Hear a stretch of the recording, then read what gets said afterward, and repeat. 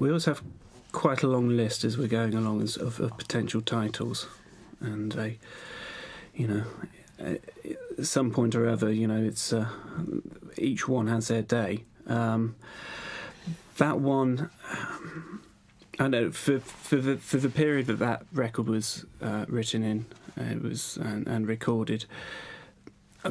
There were dark forces at work, which I think fed themselves back into what's happening lyrically there.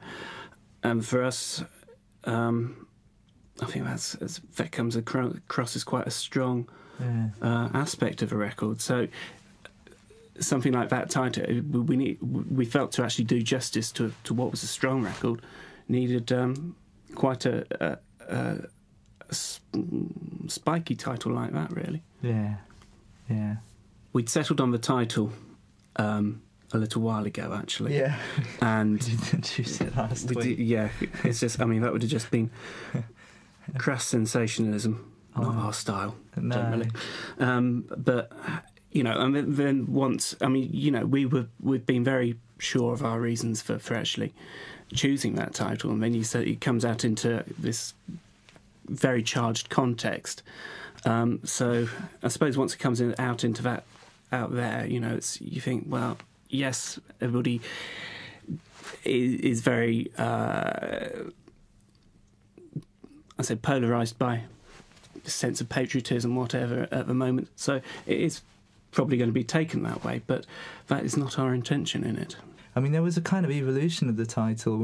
We chose other things, but we sort of wanted something that was more like jumping out of the cake as a title than something that was a sort of like more frozen over and more neutral like the previous records, I suppose, because it reflected like the colours of the music and the colours of the images of all these maps that we have on the artwork. I think all our album titles have been an attempt to sum up the mood of the time within which the songs were written, like OK Computer and Kid A, and this was another attempt to do the same.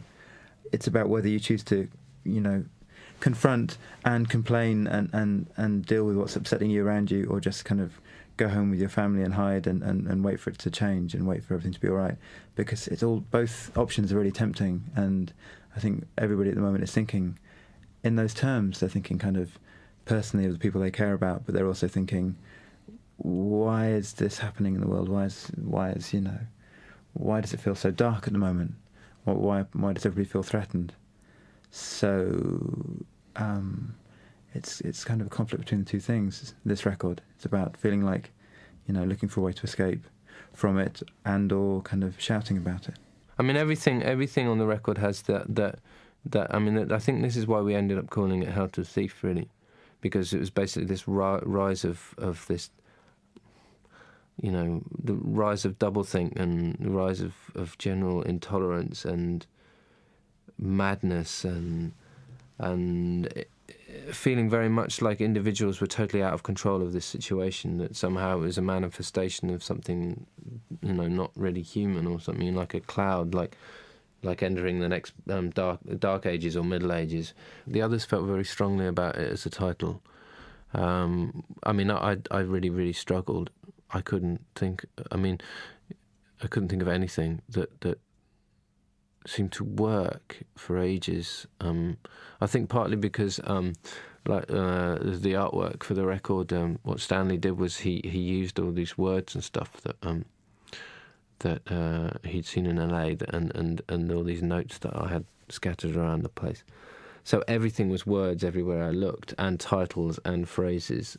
So I was sort of a little bit paralysed when it comes to actually thinking where the album was coming from, I think. But they sort of were really into it just because it has this sort of crazy jubilation about it, sort of Emperor's New Clothes thing about it. Like, well, hey, isn't this marvellous? Sort of in a kind of pure blind panic written on their faces, I guess. Yeah. I'm not quite sure, but it seems to work for me. But the album's also called The Gloaming as well, and the artwork, it's Hell to the Thief or The Gloaming, because to me, it was two sort of sides of the same thing, really. But to have called the album itself The Gloaming would have not done the justice to any of the music at all, because the music totally, I think, is sort of quite bright, or if not bright, then energetic and positive, you know. And the performances and our sort of attitude and everything was sort of like that. I mean, it has this sort of shininess, which is, you know, which is a happy sound, I think, for relatively speaking for us. And but lyrically, it comes from a different place. The force of the music gave me license, I think, to explore all these things, really. It's about a year since we started rehearsal, or just under a year. And I think it was February of 2002. He sent out, he presented like 3 CDs. One of them was with all the more programmy type stuff, and the other 2 were, you know, a lot of songs that we knew that we'd been playing for a while, but just they'd either be demoed, down by the sea, or he would just like piano or guitar, wasn't it? And then he presented that in February. We had like 2 months to sort of, you know, just get used to them. Rehearsed May, June, went out on the road mid-July for a month, and then we went over to LA at the sort of mid-September for 2 weeks. Came back, 2 weeks off, 2 weeks on in Oxfordshire, a studio, and then 2 weeks off, week on, week off, week on, week off, week on, week off, which it amounts to 7 hours, 7 weeks total recording time, which is sort of, and then the mixing in the new year, and that's sort of, which is something of a record for us, because it's Pablo Honey was 3 weeks and the Bends was about 16 weeks total recording time, so this fits somewhere in between. And then OK Computer was, you know, months and months, 6 months, and Kid A was years, generations.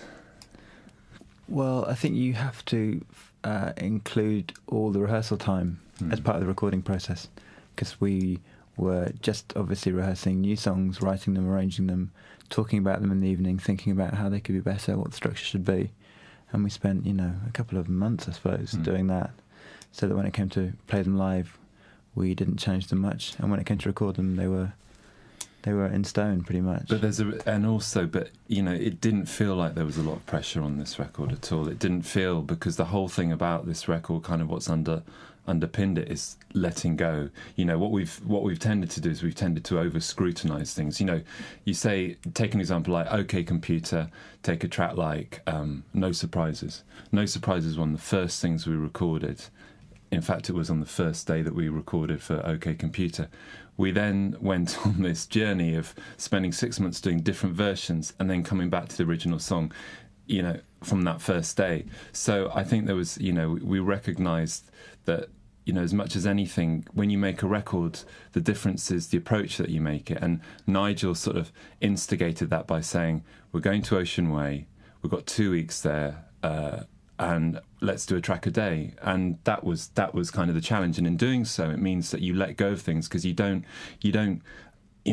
become obsessed with the minutiae. It's like, okay, that's not right, we'll fix that later. And of course, when you come back to it sort of 5 weeks later, it's like, well, you know, the vocal's great and the rest is crap, but that's all right, you know, sort of thing. So it's regaining the sort of the spontaneity, and, you know, not getting too bogged down in minutiae, which is a band on the 6th album, which they tend to, you know, more than likely to do. It's all in the preparation. So the idea is that we play it live. Even all the computers and electronics had to be working and set up and ready to work for those for the 5 minute, for the length of the song, because I think we were occasionally guilty of forgetting. A lot of bands forget to always think of the songs in terms of 5 minutes of music, because that's obviously how the listener is eventually going to be interpreting them. And when you're recording, it's tempting to let those 5 minutes feel like they're days and days long, as you analyse every second and every fraction of a second. So, especially with electronic music, and that's why we just had to have it all working and ready to happen in 5 minutes, basically. mostly days, actually, starting about midday and going on through. But we hired all these minis. yeah, It was brilliant. We had like this convoy of like the new boiled sweet coloured minis. And what did you have? You had a red one with a Union Jack on it. yeah. And it was like the Italian job. And like I had one with the Stars and Stripes on, because I figured that could be a bit safer. And then we had another one as well, and then a couple of Range Rovers. So we were sort of ambassadors for sort of, well, German car companies, really, I suppose. But it was like ambassadors from Oxford. And we'd all leave the studio, come back in convoys, like driving down Sunset. And there'd be like this Austin Powers sort of retro convoy. It was brilliant. But in terms of, working hours as well, I mean, it's kind of very much led by wanting to actually complete a track in a day. It's that kind of fix for the cut-off time, really. Yeah. So Ed had a magnolia-coloured Volvo convertible, so everyone took the piss out of him and said it was a hairdresser's car. But it was great, wasn't it? Yeah. So that's the car side of the record. That's the car side of it. Phil kind of looked like one of those sort of Bond villains behind this sort of smoke bulletproof glass and surrounded by fairy lights, because he was in a sort of separate room which we could all see. So I'm not bitter, actually, but when I walked into the studio, the main studio was set up beautifully. Pop, plants everywhere, fairy lights. And I was in the broom cupboard, practically. Yeah, well, we could all see him seething through this sort of tobacco-stained glass. It was brilliant. So we were thinking of flooding it and like having sharks swim past and things. It would have been great. I'm sure it's just, it was kind of like just psyching me out, wasn't it? So yeah, it was. those brutal performances. Yeah, putting you in your place. Yeah, no, it was great. It was a great big 50s room, and to sort of cow you in there were these black and white photographs of Nat King Cole and Frank Sinatra and Dean Martin, all singing into the same like 1940s German microphones they're still using there. So and then we were in there too, so it was great. Yeah, we were very much into like getting the sound of people in a room on this record, and the sounds of things off mic and all that sort of stuff, and just a kind of, in a weird way, kind of celebration of going back out on the road with Kid A and Amnesiac, which were such incredibly seriously studio records, and learning to play them live and getting all that, getting something off that, and just wanting to bring that back in the studio. And it was very much, there was very little analysis or mandate or, we're going to do this and this is how it's going to be. When we went into the studio, we played a lot of these songs live, ready to go in, and everything. We'd gone out on tour, and everything was geared towards these sessions, and it was interesting. It was sort of something that stuck in my mind from what Johnny said about he got I think, I can't remember what record it was, but it was a Smiths record, and it was like I think it was an initial session for Hatful of Hollow or something. I think they recorded Hatful of Hollow BBC, didn't they? But there was another session of it or something before that. I'm not quite sure. But basically, it was scary because it was note for note exactly the same. It was just the sounds were a little bit different. But the whole record was basically the same. And obviously, us being big Smiths fans, that had quite a big effect on us. But we remembered sort of doing something kind of vaguely like that on OK Computer as well. But yet, we'd sort of learned to play differently. So I think all those sort of things added up, really. It was very much geared towards just, okay, you've got this day to do this track and go in and do it. And no more analysis, no more middle-age crisis, no more, you don't have time, got families now, got to get home quick, come on, get it done, get out of here. And it was very good for us, really. I don't have time these days to like sit down and analyse what I'm doing, so I just get on with it and go phew, which is been very good for me, actually. I think tend to tear things apart before they're even written. I think it's quite a vocal-led record. It's totally. I think on the last two records we've done, Tom was getting bored of the sound of his voice, or not bored even, but was just. He was frustrated with how it was, in a way, how it was just doing the one thing, and was experimenting with with what else you can do with a human voice in a way. There's a reaction to OK Computer that he kind of got himself into I think he felt he got himself in some kind of cul-de-sac on that one, because, you know, he was Tom York and he was being labelled as the, you know, all his lyrics are about, you know, his plight, his suffering or whatever, and he had to find something else and he had to look externally, and that's what that Kid A Amnesiac, you know, why you don't see the lyrics published or whatever, because he you know, was the uncertainty. He said trying to find the vocals. Where it's interesting what he was listening to beforehand, that he was listening to, apparently he said he listened to a lot of Mahalia Jackson, and he was really struck by the way that a voice could be that kind of musical instrument. And I mean, from our point of view, I mean, it was so obvious from day one. We went into the studio, and the voice, he was so relaxed. You know, there was another, here we are making our next record, whereas it was all about, he was very calm and he was just singing amazingly. You could just hear how his throat is so open. Yeah. And it's really rich sound, and because he's relaxed. Because he's relaxed, totally relaxed, and that kind of confidence, and he just, you know, he was probably refinding his voice and enjoying it. Even. Enjoying it, yeah. It just felt as though there were singles on this record, though. You know, it's Kid A just didn't feel like the kind of record that you could present in that way, and I don't think we were in the right place, you know, emotionally or whatever, to actually kind of put together the approach that we're doing at the moment. But I mean, everything's always led by what we have recorded, and with this record, I mean, as we've been going through it, I mean, we felt that there have been tracks on there which could be, you know, would have potential as a single.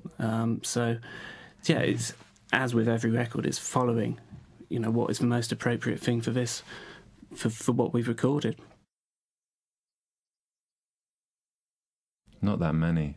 Like Two or three. You can mention Lift, yeah. There's a whole pile of songs that we just that we had the intention of we played it last year live, didn't we? Yeah.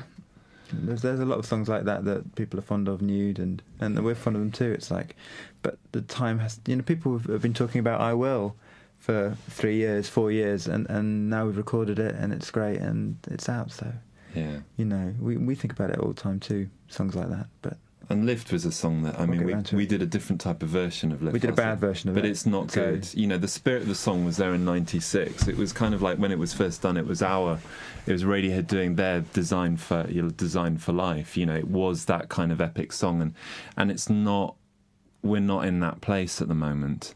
So, you know, maybe it will happen. You never know. No. I mean, you know, every record that we make, we could not have made it the previous year or the year after.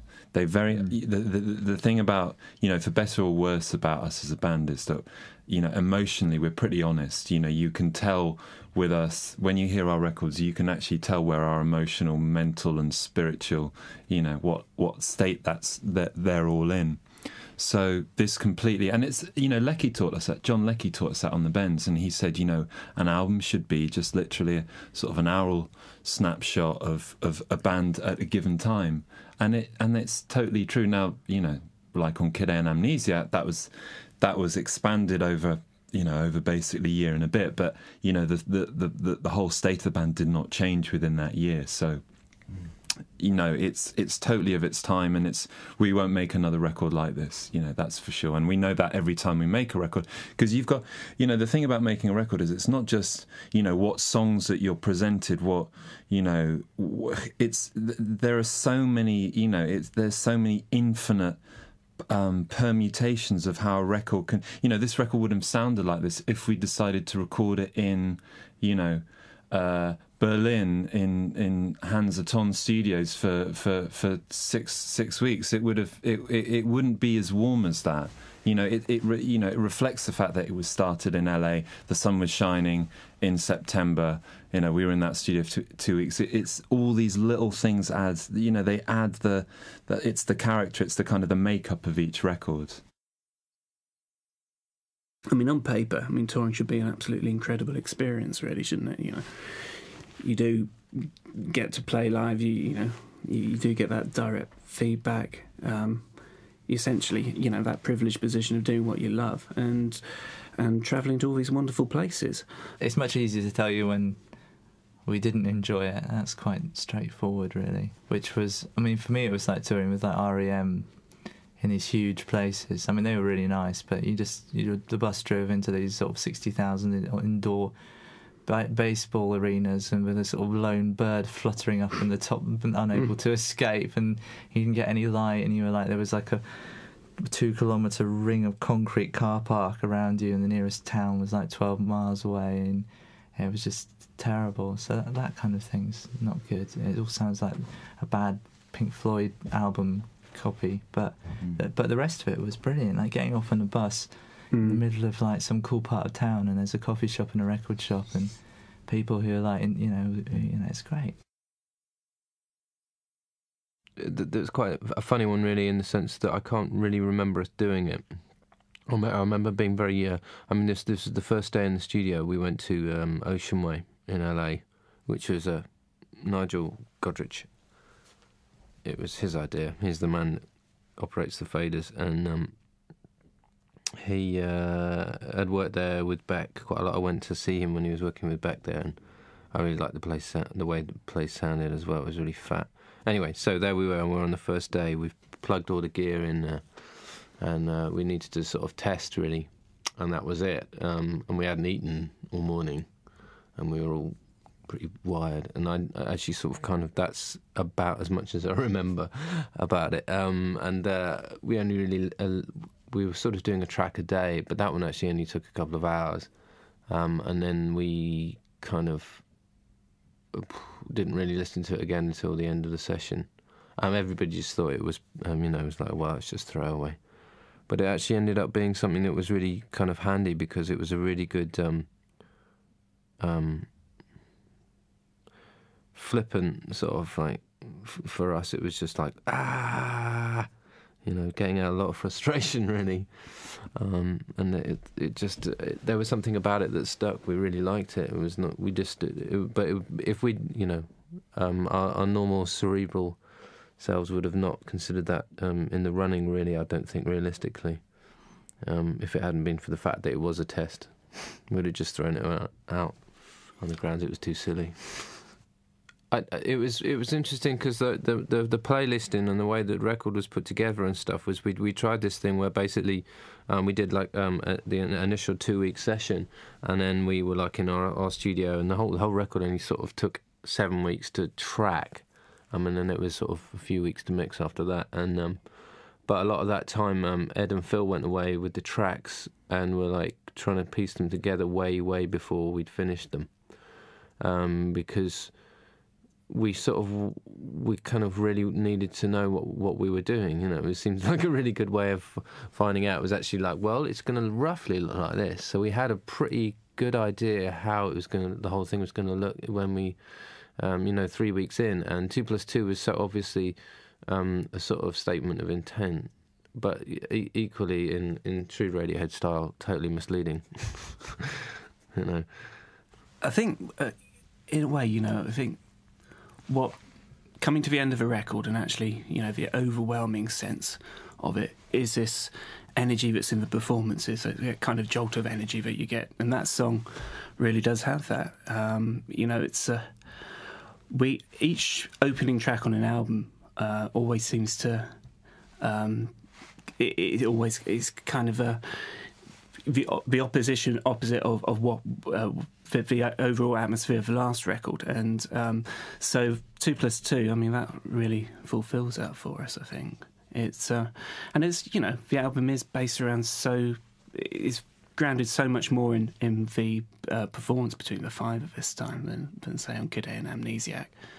The fact that you're there and you're starting up with this guitar just like cranking up at the beginning of it, for us, I think it's a very unself-conscious way of working, and I think that comes across especially in 2 + 2, really. It was sort of written initially. The demo I did of it for the others was very, very, very slow indeed, and I kind of wanted it to keep that, you know, and keep this sort of like chant thing about it, really. And really the words sort of weren't really relevant. It was just its melodies going round and round against each other, you know. I'm not quite sure where that came from, but I think it's probably kind of a Mingus thing. It's one of my many Mingus hang-ups from another Mingus track. But then it just turned into this blooming, I don't know, rhythm fest thing. Because it was obviously not going to stay like that. I don't know. It's very, very old as well. I mean, it's pre Kid A, the initial idea for the song. And the Raindrop section just came out of thin air. I don't know where the hell that came from, to be honest. Got no idea. That song, that was recorded in the first week of recording. That was actually probably went through more processes than any of the other tracks on the album, didn't it? Really? Yeah. I mean, we got the main performance down on the day it was recorded, and then we had this. It was brilliant. We used to builds and builds and builds, and you get to that section in the middle which just explodes into this kind of electronica thing at the moment, and it was just fizzled out at that point. Unfortunately, it was just coming down to me doing this very, very, beautifully played, of course, but it was a very lacklustre pattern. And so that section there, I think, it was just trying to find something there that maintained and built on that intensity as we're going through. It kind of provided a link through to... Yeah, I think you're being a bit harsh on yourself about that, though, so... It's just one of those things where we were playing it, because we played it live before we recorded it, and it was like, you got a really big PA, and it's like we had a plot worked out, but then we took that plot into the studio, and we didn't sort of record it how we'd been playing it live in that section properly, whatever, with all the voices and stuff, and it just didn't work out, so we changed it. Yeah, but it was cool. Yeah, I mean, that song as well. I mean, so much of what we set out to do with Kid A and Amnesiac was trying to find out how we could ultimately, bring the technology in with the way that we played, I think, wasn't it? Which is a long process, which actually needed us to take all the material off those records back out and play them live. I mean, all the songs are first takes as well, pretty much. Well, they're all like one takes from beginning to end, apart from the obvious edits. And I like that song because of the James Bond beginning as well, with the electric piano sound that Johnny plays, doing, the glockenspiel thing, whatever it is. And it sounds like sort of like beginning of Diamonds Are Forever or something. It was a series of I mean, virtually everything on that track, scarily, is from one take, except obviously the other vocals. I mean, all the instrumentation and everything. And when we were playing that live, we were getting this insane response, and we didn't know, because we went out and we trialled all the songs before we recorded them. We went to Spain and Portugal.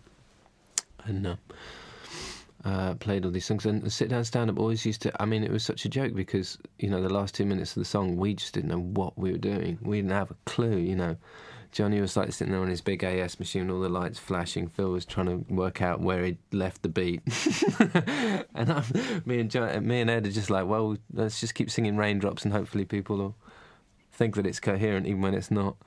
And that's basically what we ended up with, really. But then we went into this sort of thing where we had this. There was one section where I basically cut it all into shreds and put it through the laptop and spat it back out. And kind of thought it was really too silly, but Nigel was like, "No, that's got to go in." And he was right. It was really good. It was a really good. It just switches into this other mode completely, like someone switched on the calculator and made everything quite rational, and then it's kind of not. I don't know. It's something I'm very proud of, but I just can't remember how the hell we got there, to be honest. Really, like with most things on this record. Well, it was written for my little boy, which I've decided sort of to be honest about, because it's fairly obvious, I suppose.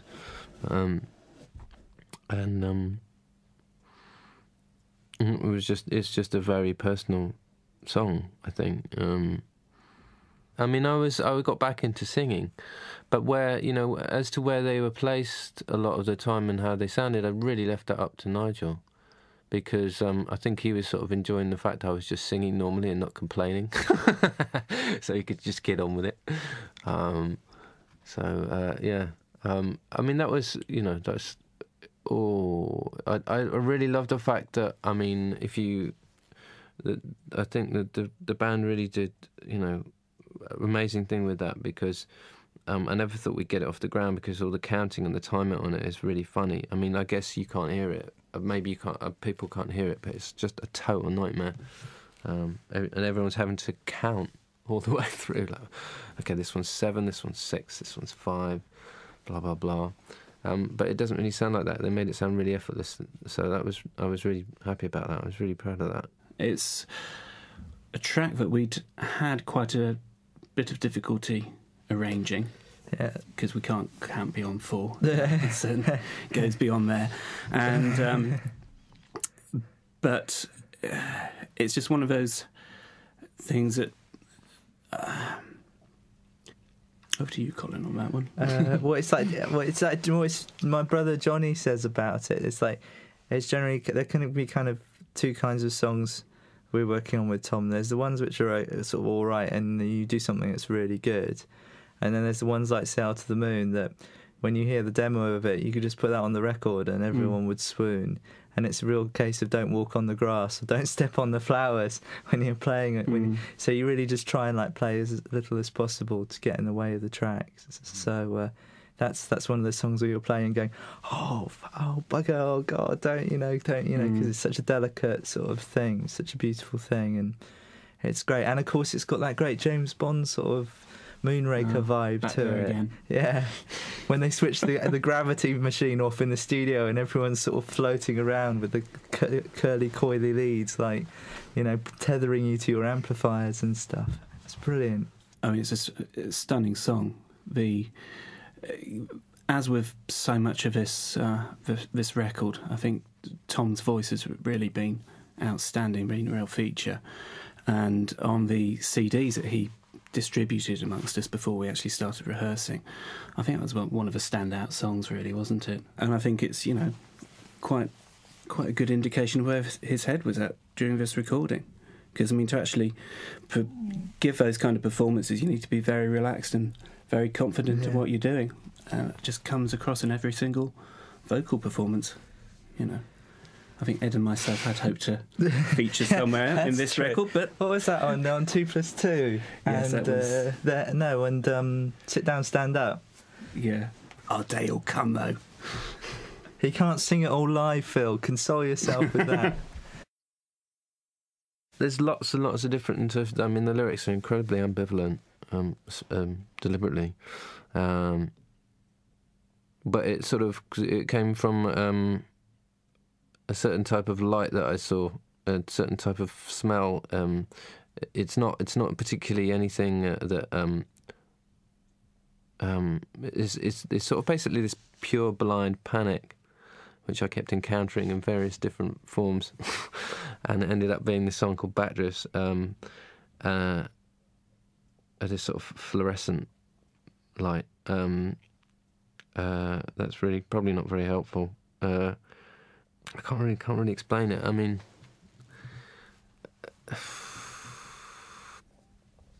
Backdrifts to me ended up being, I mean, if we're talking lyrically, ended up being very much about the slide into the slide backwards through, you know, that's happening everywhere you look. You know, where there was a time when everybody sort of felt like maybe the world was progressing and maybe we're getting better at sort of understanding other people, and ignorance perhaps was, you know, there was a higher level of tolerance and compassion and so on, and then suddenly someone literally flicked a switch and a light went on and everyone just scurried for the dark. And that's to me is how the best sort of, that's quite a good way of describing the sort of general atmosphere of that song. It was the point when we managed to work out how to make all the boxes and machines talk to each other, I suppose, and I guess that's what happened with it, really. So if that makes, but I think it started off with a loop of toms of sound right at the beginning of the song, and I suppose it's, I don't know, Backdrifts. I mean, it's sort of like snow or whatever, but it's one of those tracks that came out from when we were actually still doing the Kid A and Amnesiac sessions. Yeah, that's and right. Initially, Johnny and Colin disappeared off to a different part of the house, and Sent to Coventry again.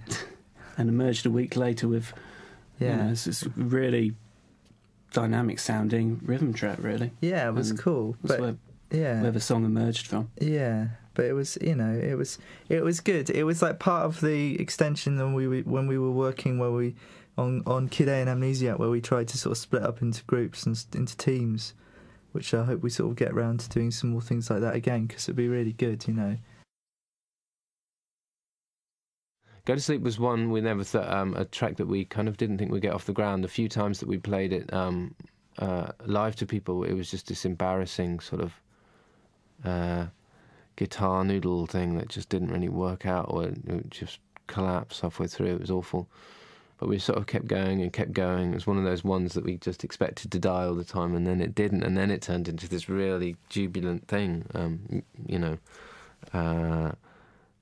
and there's bits that where Phil's playing on that. It feels sort of, he's really sort of, the way he plays really, really loose at the moment, which is great, I think it's sort of quite sexy, and it really, it's not something we, normally we play uptight, but I think at the end of Kid A Amnesiac, we suddenly weren't playing uptight anymore. It was really, and it was a good thing for us, I think. And the lyrics themselves were just, I had this whole thing about the record where I really, really wanted it to write itself, where I really didn't, as I said before, I really didn't want like any sort of mandate or we're trying to prove anything or whatever. It was just because I think that, and that was a payback from the Kid A Amnesiac thing, where I think in a way I was quite shocked about how suddenly, the way everybody interpreted about this big sort of left turn deliberately or whatever, whereas to me it didn't really feel like that. It was sort of logical progression, but obviously not, or something, I don't know. But so I was like, okay, I'm just not going to think about this at all from my point of view. So when I was writing the lyrics, it was sort of whatever was coming out my mouth, if I thought it was half decent, I'd make a note of it. And then Go to Sleep was like, it was literally whatever's coming out my mouth, and I just had a look at it at the end. And to me it was nonsense all the way through, and I was like, it's okay, much of the lyrics on this record is obviously I'll rewrite this at the end, chaps, at the moment this is just nonsense, and they're all going, really? Okay. And that was one where it was all kind of, at the time I thought, complete nonsense, and then turned into this really amazing thing that, to be honest, wasn't me really. Didn't feel like me at all.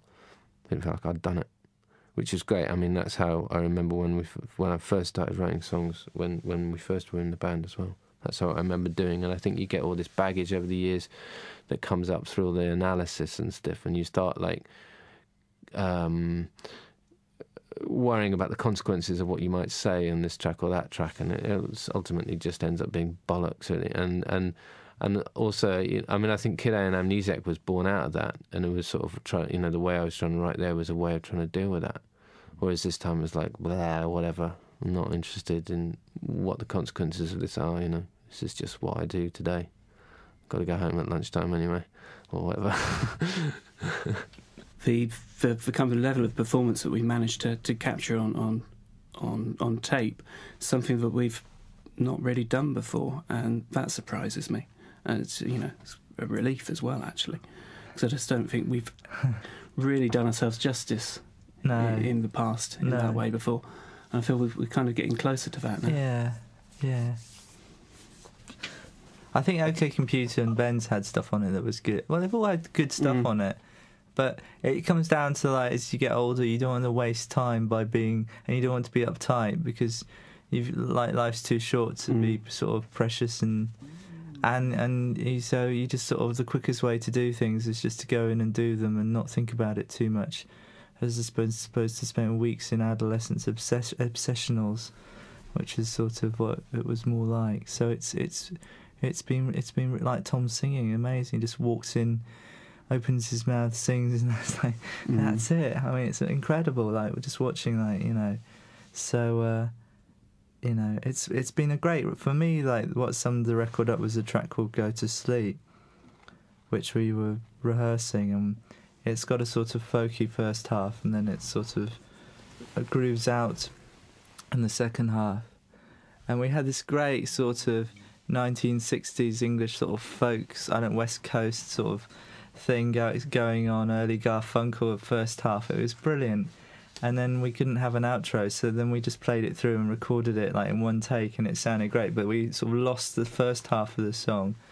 But we didn't get what I'm saying is people didn't come into the studio with like this is how everything should sound, and if it's not going to sound like this, then I'm going to throw my toys out or just freak out or not be happy, or, you know, everyone was like very, well, if it didn't work out, that's fine. And then because everyone was relaxed about it, we created a space for something unexpected and as good and sometimes better to replace it.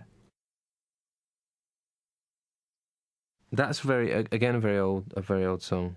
That was initially born out of there's a very rough demo that we've had for about 5 years of it. And when I bought this house after OK Computer and moved in and it was in the middle of nowhere, and set up a studio in there, and it's the first thing I did in the studio. But it had actually been written before that. It was written, me and Johnny and our partners went on this trip on a Land Rover in the Negev desert in Israel for 3 days. And I had one of these little things called a QI70, which is sort of like Bjork uses it, and it's a sort of it looks like a calculator, but it's sort of sequencer, programmer, composer thing. Quite cheap and sort of simple. And I wrote the initial idea for it on that, and in this desert, and then just finished it in the studio, in my very rough and ready studio, and then we had it kicking around. Didn't know what to do with it for ages, and I don't know. I think it was something about the way that again the way that Phil has changed the way he drums, that he just was like on it all the way through without any effort, and it was just banging away, and we were sort of getting out of a bit of our Neuer frustrations really as well, I think, and Cosy obviously was loving it because he got to play like Peter Hook a little bit, so there's all that really. Well, that's not my bass line, that's Tom's bass line. I mean, I'm just copying what he did on the demo, but me and Phil are definitely having a serious 80s flashback moment of New Order live at the Oxford Apollo in 1984, and that Hook Morris axis. I'll be hooky to your Morris. It'd be wonderful. We Suck Young Blood. Yeah. I mean, I think that's funny. That track to me is funny. I mean, sort of. I mean, it's sort of so vaudeville, and we had all these fantasies about when we were recording it. We had Paul Thomas Anderson came to the studio, and he was and he brought this camera with him, which is a 1920s. It was exactly the same camera model that they shot the original Nosferatu on, which is all the original Nosferatu. It's sort of basically this camera was just a box, and you wind it. And depending on, and you have to have sort of a tempo to wind it to, and if you wind it fast or slow, you get this extraordinary movement. And we wanted to sort of shoot this really over-the-top vaudeville sort of B-movie thing with it, because that to me was totally where it was coming from, And also it's really sick and sort of like sexual in a really perverse way and all that sort of thing. It's all very LA as far as I'm concerned. It was really, I mean, I think that was the reason we went to LA, because We Suck Young Blood was that was our take on Hollywood, really, basically. In fact, we went out to a party that night, and everyone was dressed as people from Mad Hatter, the bloody Mad Hatters or something, and it just fit completely. We went to this place, and it was just, you people are so silly, and they were like not. That's how they dress every day, to sort of create an impression. It was brilliant. Anyway, we felt like old people, maybe we'd miss something. I mean, you know, that was, and we were going to do all these, like, you know, big computerised tricks with that. So, like, we were doing it thinking, it's okay, because no one's actually going to hear this. And then we kept it, because it was so stupid. I mean, that song, we approached it more as a light. I mean, it doesn't sound very light-hearted, but it was done in a very light-hearted spirit, really, wasn't it? Yeah. You know, it does sound very much like it started off sounding quite like a pastiche, really, and you know, normally with that kind of, when it starts off there, we discard something very, very quickly, I think, but we actually stuck with it, and it's got, you know, a very sinister feel to it, and backing section from Phil on the drums, and then we've got the rest of us muffing it over by clapping over the top of it completely out of time. Expensive microphones and a lot of studio hours and studio tape was spent on, like, getting us all clapping like that as well. Yeah, it's a lot of different takes. It was, Nigel really drove us. I think it was like 3 days.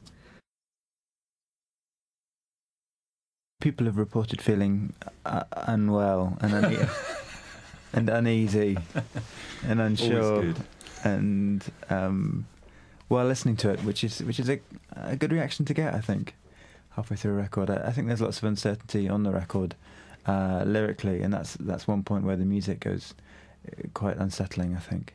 It was one of those ones that when Tom brought the Gloaming into and we heard it on a CD that he presented with us with a load of material before we even started, but it was one of the few, you know, tracks that came from, you know, essentially a laptop, and we sort of revisited it back in our studio after we'd been in LA and after we'd done a lot of live stuff, and it was really refreshing to hear something out of you know, we'd done a lot of live stuff, and to hear something that was you know, digital and it was I remember it was a Friday night that we sort of revisited. It was the end of a session, end of a week, and it was just kind of, you know, it was another tone, it was another mood, another, you know, and it was different. It was like we've got to make this work in the record. It sort of adds it takes it to another extreme in a way. And strangely, it was actually put together without computers. It's all done from don't want to get overly technical, but it was done with pieces of tape. It wasn't, so the rhythms you're hearing are in a way quite mechanical. So it's that's why it's so unsettling, maybe. That was musically, that was all born out of an experiment that Johnny started, where he wanted to cut. He did it with tape loop, and he wanted to cut it as on a record, you know, as a lock groove, so that you know what a lock groove is. So you put one on, and it rather than the record going to the middle, it just stays where it is. And so he sat down with Graham Stewart, who's another engineer we work with, and basically figured it out. And I don't know what he was going to use it for, really, but I heard it when he and Colin started working on it, and I just thought it was the most amazing thing that Johnny had ever written. And I just said, I'll have that, and took the hard disk away, and used to drive round down country roads during dusk, basically, or the gloaming, listening to this thing, and had this melody that was coming out underneath, and it was very much about imminent sense of darkness, and thinking about the future, and I guess, you know, it's got a lot of dread in it, really, and a lot of sort of totally out of control feelings, you know. I mean, my favourite line in the whole record is the genie let out of the bottle thing, because that's kind of really sums it up for me. I mean, at the time I was thinking a lot, it was during the Afghan war, and I was also thinking a lot about, you know, that I think, if I remember rightly, that was the rise of the right, all that stuff about the right in Europe and in France and was it Belgium? I'm not sure. I can't remember now. And that sort of general sense of ignorance and intolerance and panic and stupidity and everybody running for cover, which is also, I guess, in my description of Backdrifts as well. It made me cry when we finished it, actually. I blubbered my eyes out. Don't know why. I went to LA and Nigel played me the mix and just made me cry. I was in tears for ages. I just thought it was the best thing we'd ever done. So there's something about it. I love the way, what he did with the guitar sound and, you know, the way he mixed it and just the way it's really jubilant to me, that song, in a funny way. And also it happened to be, I mean, at one time it was a song I thought we were going to lose, which I was really upset about because the melody stayed with me for about 4 months without going away, which was, for me, is really unusual. It doesn't take me long to get bored, and I really never got bored of this song. Anytime I went for a walk anywhere or whatever, there it was. Yeah. It tends to be a long sort of process where what I'm finding is the more I think about how I first heard it, the worse it gets. What I'm sort of saying is that this is kind of what I mean about the let it happen thing. What I discovered, I think, in making this record is that along the way things form themselves, and the way things sound, it can form itself, and you may have dreamt of how you wanted it to sound, and then one day you walk into the studio and there it is, and it is, but you haven't you've not been standing there like with a hammer trying to beat it out of the desk or whatever, or out of your guitar. It's not necessary. It just happens to, it's just there one day, and I think that's why I cried when I heard the mix, because it's like, I was so shocked that it was there, I thought we'd lost it or whatever, and it was really important to me, and it was right there one day. So, and that sort of feeling can sustain me then for months. I'm not bothered about anything else for months, really. Everything else is, I can just about cope, because, we found it, and there it was, so. I mean, I think that was why it was the first single as well, really. Sound wasn't right in LA. Yeah, partly, and because the end was just... It's that interesting thing of, on one level, it's really great to record a band in the studio playing together as a band, and sometimes it doesn't work at all because you haven't got the real volume of a live concert, and it's not the same, and you're trying to capture something that just doesn't really work coming out of the speakers in your front room as it would have done in a concert. So that's one song that I think the first recording suffered from that. It just sounded a bit like we were trying to make a worthy live band playing together recording, and it was just, I don't know, didn't quite work, did it, at the end of it? No, because we'd been used to it in live. We played it live, and it was one of the ones that really worked live, and it was augmented by Johnny and myself playing some drums on it as well. Nice to be drumming, yeah. And so, I think we all had images of sort of tribal sort of, harder Fun Boy 3 kind of, big sort of...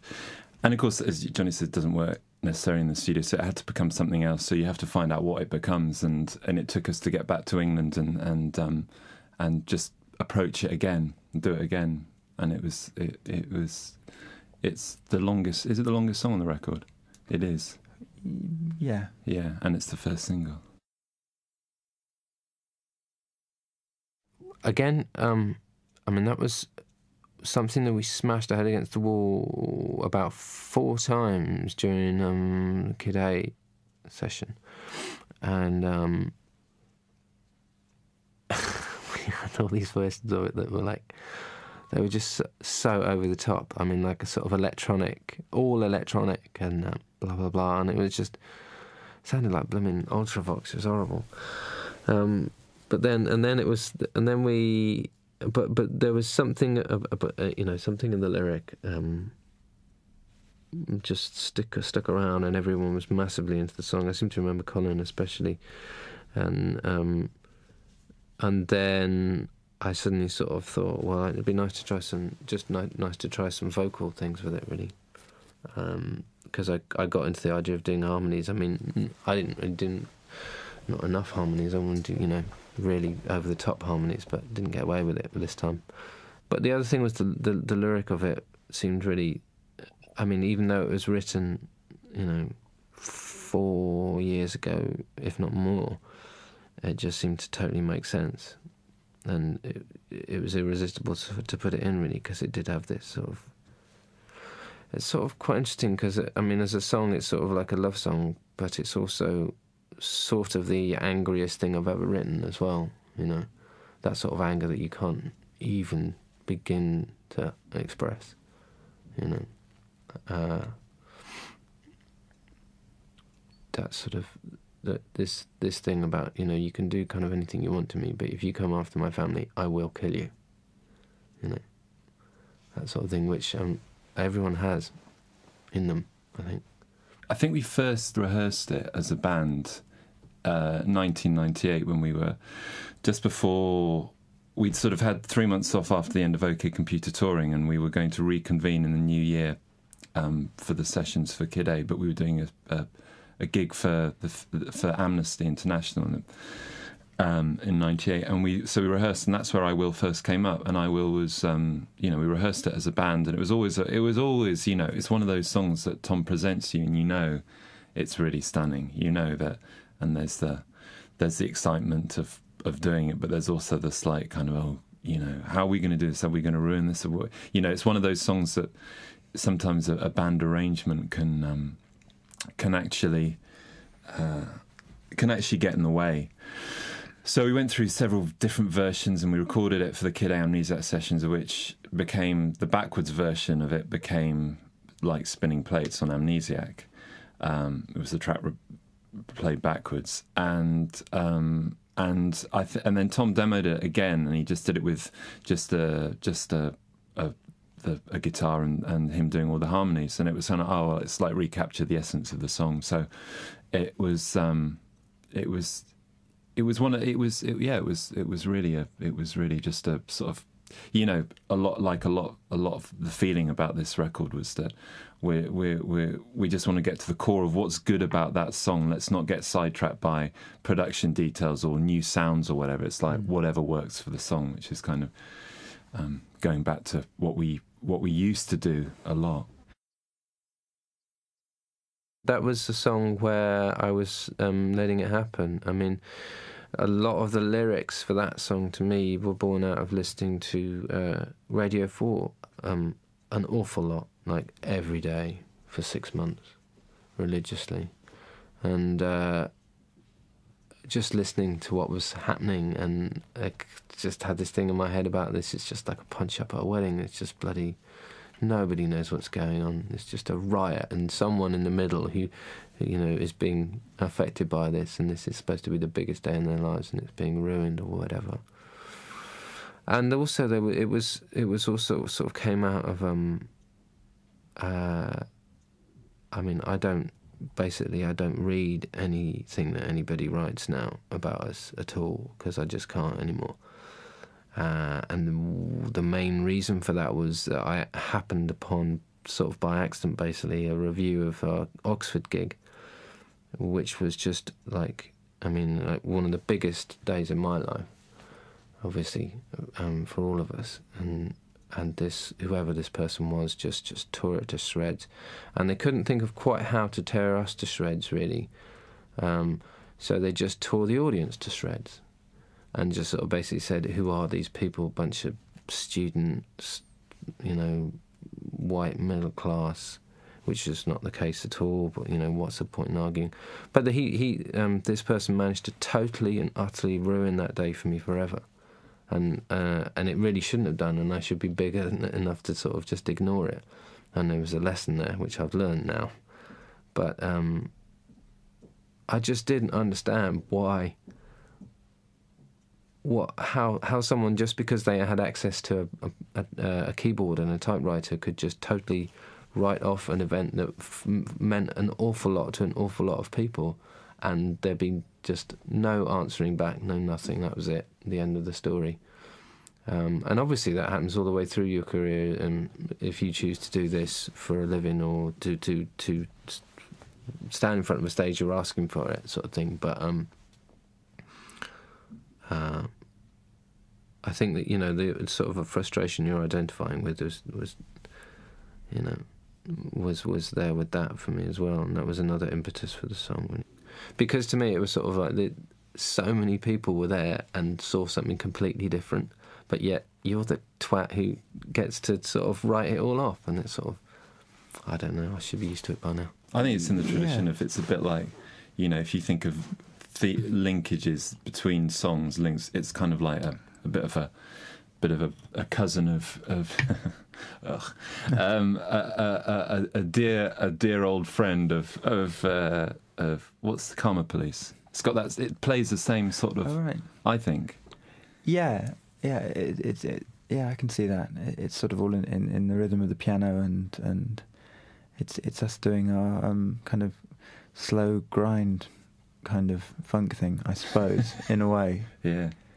It's via Oxford. Of course, yeah. Via Oxford. So, which sounds frightening, but and it is quite. I mean, some of the harmonies in it are quite unsettling as well. So it's that mixture of quite a straight pop thing and all the wailing Tom's doing at the beginning and the end. It's you have to hear it really. A lot of that was experiencing being on the outskirts of the whirling vacuum, which is current politics, really. When you get to the centre, or you start to sort of see the centre, and you know, like a tornado, there's just basically nothing there. And Mixomatosis was really sort of born out of that, born out of this idea, like, well, again, I guess like Punch Up as well. It's like, well, I was there, and no, it wasn't like that. I was there, and it wasn't like that. But yet, I must be ill, because what I saw and what was reported was a totally different thing. Very specifically provoked by something that happened a few years ago, and a Drop the Debt thing that just stuck with me when we went to Cologne. And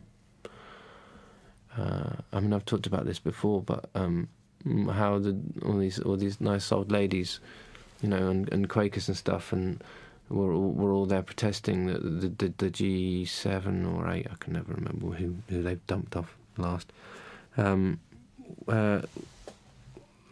We handed in this petition for millions of signatures or whatever to Schroeder at this thing in Cologne, and there was a small riot. There's a protest that turned into a riot back in London. Reclaim the Streets were involved in, although I'm quite sure they weren't involved with the rioting. But somehow the British press, obviously the Murdoch papers in particular, because they love this sort of shit, were just writing it up as all these old ladies and all these, you know, nice Quakers were somehow anti-capitalist lunatics, and it was all part of the same coordinated protest, which was just nonsense, you know. And the whole thing was just written up so badly, and everyone was ignoring the fact that actually there was actually millions of people's signatures on this thing, and we'd, you know, it was, I don't know, it just sort of stuck with me how utterly powerless people are to really represent what goes on if other people elsewhere see fit. If they see a nicer, more convenient story to be written another way, they can write off the wishes of millions of people in a split-second editorial decision, which I feel is immoral. You know, it's immoral, you know, in a lot of different situations. But I always go on about this, and I always, you know, people just cut it out because they think, well, the editor's not going to take that. It's going to cut that out anyway. So I don't even know why I bother.